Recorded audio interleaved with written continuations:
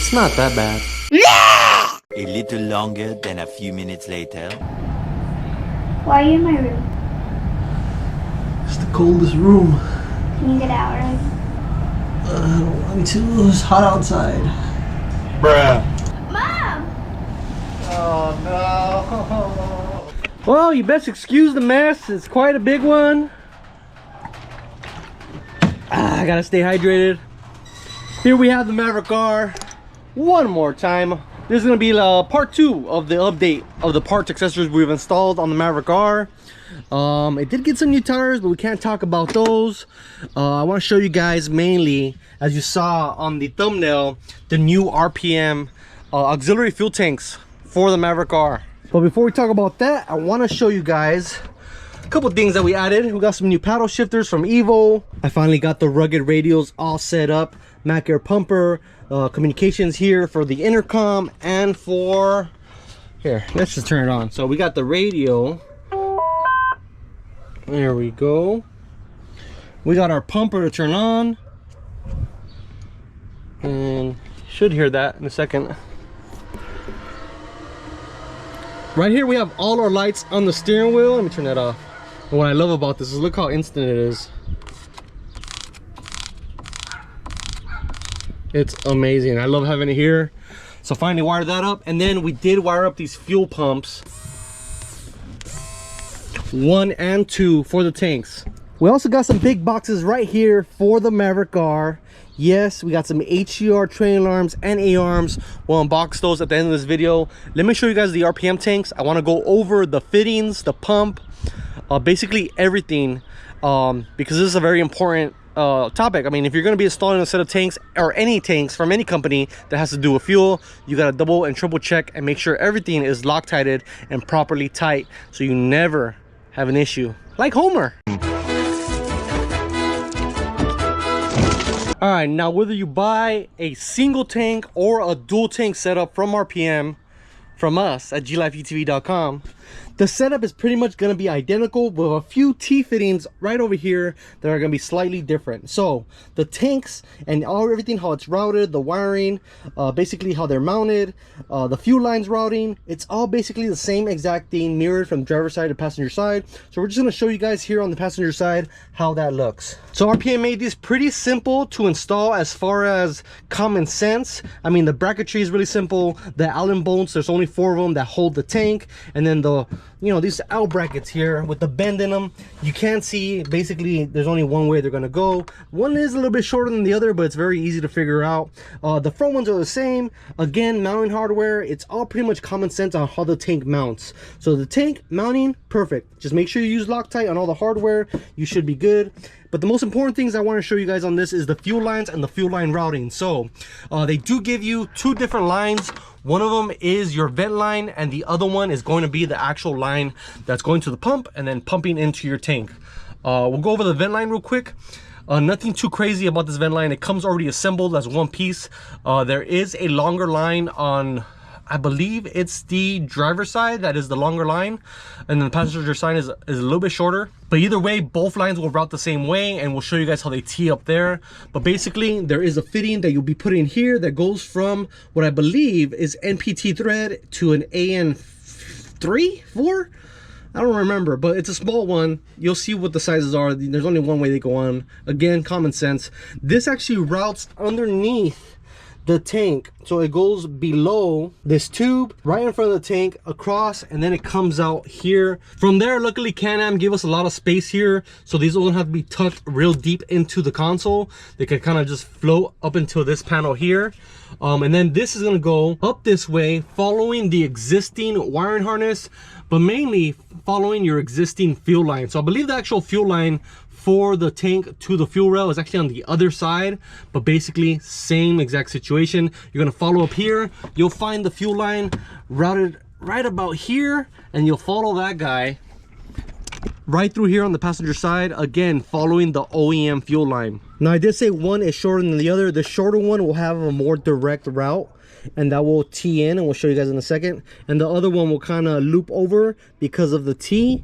and then that will be the longer one. Now if you're only running one tank, I guess you don't have to worry about that because you just get one line directly to the fitting. Now the other guy is going to be your actual pump line. Now this one's a little bit tricky initially. Once you figure out what you're doing, it's really easy. But essentially there's a fitting, and it's silver in color. It's pretty much all assembled already. It's a bolt with a banjo style fitting, fuel line fitting, and there's copper washers in between each section. It's already assembled. That pretty much is going to get a little bit of Loctite and go into the tank, but when you tighten it up, you're going to want to go at a little bit of an angle. So you could accidentally go straight up and down, which will obviously be a problem because you'll run into the bracket. So you need to do it just at an angle, as you can see there. And there's that fitting, and that'll allow the fuel line to come out right to the side, and make sure it's at enough of an angle where it's not rubbing. You don't want this thing to leak over time. So the pump feed line and the actual output line is all the same. It actually comes in a big bundle. You're going to cut to fit and get all the sections that you're going to need. Basically what I did is I put all the fittings in place, and then I just cut to fit as I needed it. So I installed it on this fitting, set the tank in, mounted it, had a big giant roll here, and once I mounted my pump, I was able to figure out the size of the line. So I want to talk about this pump real quick because I mounted it not in the exact spot that RPM asked for. I believe it's a little bit more forward on the RPM instructions, so that's going to affect the position. So I put it kind of rearward, and it's going to work out perfect for me. So these pumps are really simple. It's just power and ground to turn them on. Now RPM does give you a relay harness that's going to work for these pumps specifically, and if you get 2 tanks, there's a jumper harness to operate both pumps at the same time with one switch. I decided to go the route of doing 2 tanks, 2 pumps, powered individually by my Switch Pros. Very simple. Ground goes to ground, and the power wire is being controlled by the Switch Pros on 2 different switches for 2 different pumps, obviously driver and passenger. As far as the fittings go, all these lines are basically push on to these ANs. It's a barb fitting, so once you push it on, it's very difficult to remove, and it's a really tight fit. Like, you got to put a little bit of grease on there just to install them, so you shouldn't have any issues as far as any leaks or anything like that. Then this AN fitting goes to this blue fitting. This blue fitting is installed with a copper washer onto the pump. It's the same exact process on the output side, and then you have the line going upwards, but instead of following the vent line and the OEM fuel rail line, you actually follow towards the firewall, kind of going towards the pedals, but then upwards towards the firewall, and you're going to end up in this section over here, like really deep in there. So it's a little difficult to actually get these guys to get them to go where you want them to go, but you will end up as close to the firewall as you can, then routed towards the passenger side. So here I got my 2 fuel outputs from the pump, and they go into this Y fitting with the barbs that are also push on, which turns into 1, and that goes into the fitting on my fuel neck. Now it's kind of hard for me to show you guys pictures or videos of this, so I'm gonna steal a screenshot of RPMs so you guys can get an idea of what it's supposed to look like. The main thing I want you guys to know is make sure you're putting Loctite on everything that has a thread on it. You don't have to go crazy, just a nice drop on there and tying everything. And if you're going to be working with AN fittings like that, you're going to want to get yourself a good set of aluminum and aluminum wrenches that are specifically for AN fittings. So not much more else to say about these tanks, guys. They are gonna be your best option for carrying extra fuel, and for the main reason is they sit underneath the seat and you'll never notice them. I didn't have to raise the seat, it's in the stock location, and that is what I like. Very sleek, no one knows they're there.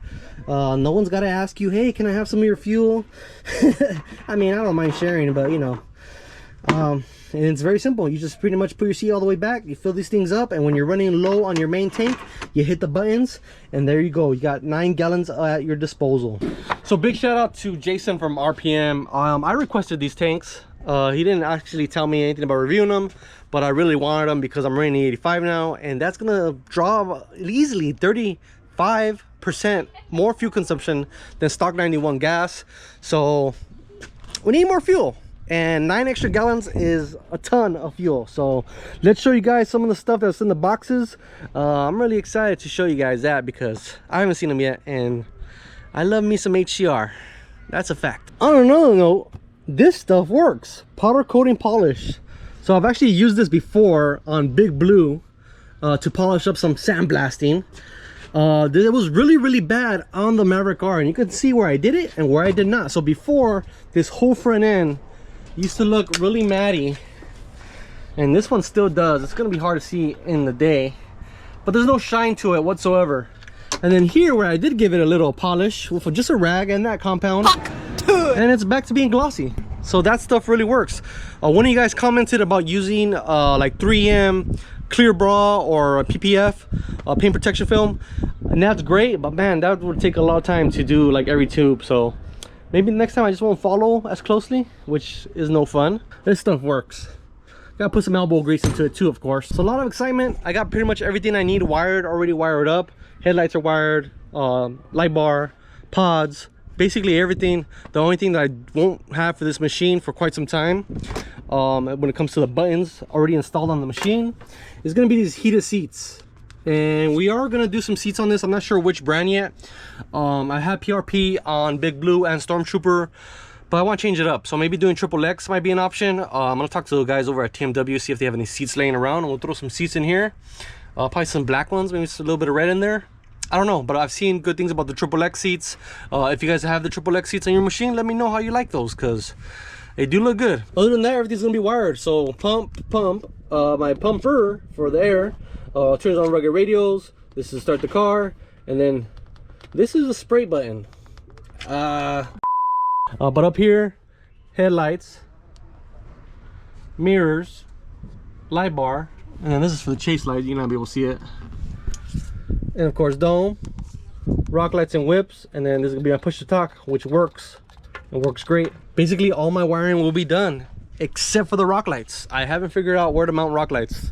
So if anybody wants to give me some opinions, or maybe you've done it already, I have no idea where to put these without these looking ugly. I was thinking right there, but they just kind of look out of place, you know. But let's open up those boxes with some HCR goodness. So let's go.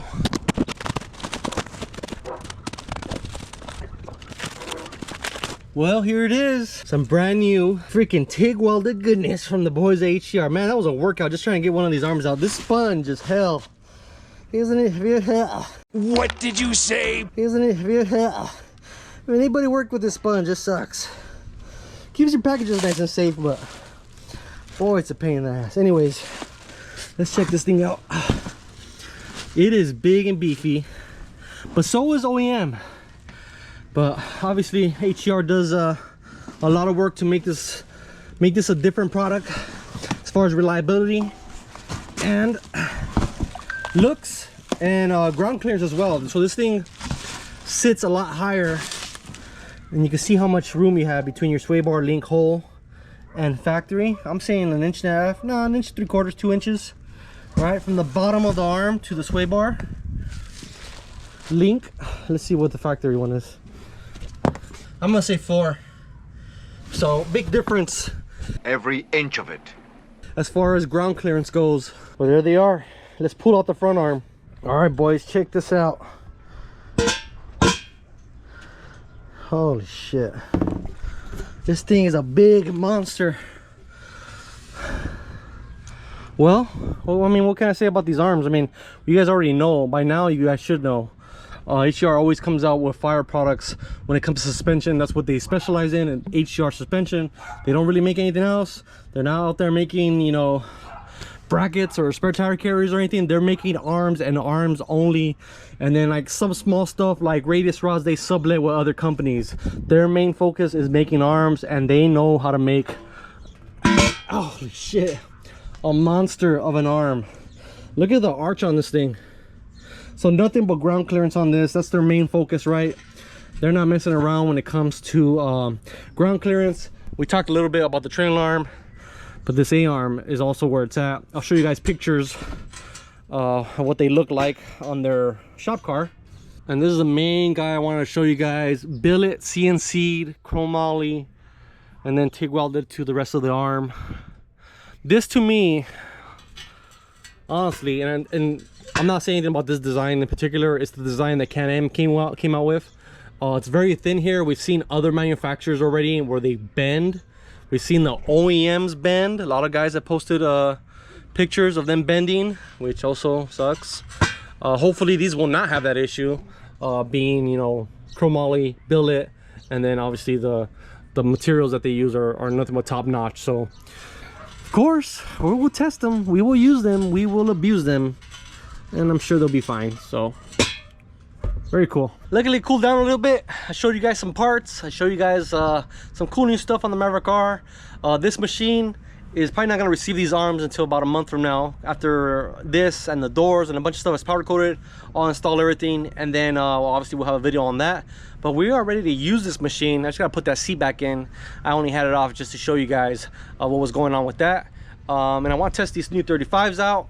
There should be a video coming maybe later this next month here in July, as well as the new E85 tune from Evo. Should wake this up. Even with 35s on it, it should be a big difference. So we're gonna feel that out the next time we go out riding. So we'll see you guys next time.